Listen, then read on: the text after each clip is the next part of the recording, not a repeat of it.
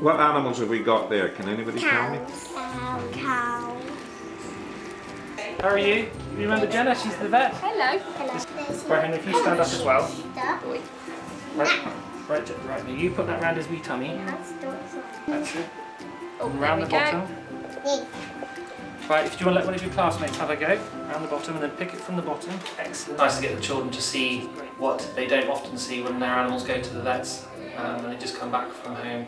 So the main thing is to know that to look after animals is paramount really, and there's a lot that goes in to looking after them both at home and obviously when they come to the vets if they're poorly.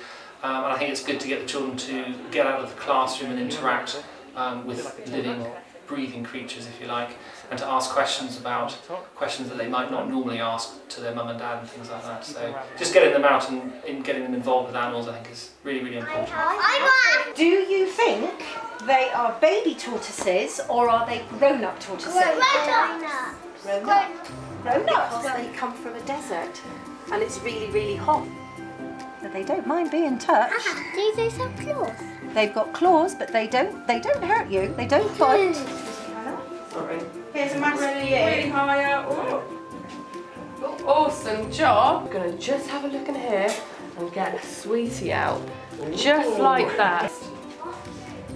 Okie doke, so have a little rummage around, see what you can find. Hopefully you'll manage to pull a chocolate out. Awesome. Well done.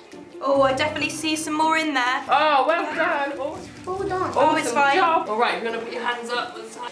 Hello, everybody. That's it, come round. Hello. They'll eat all of it. They're not fussy. In the wild, they live in burrows. No, they're quite friendly, but just don't put your fingers near their mouth. That's how he likes to be stroked. I didn't know tortoises could one go that fast. I didn't know how bunnies could run away and go so fast. I didn't know how one bunny had just red eyes.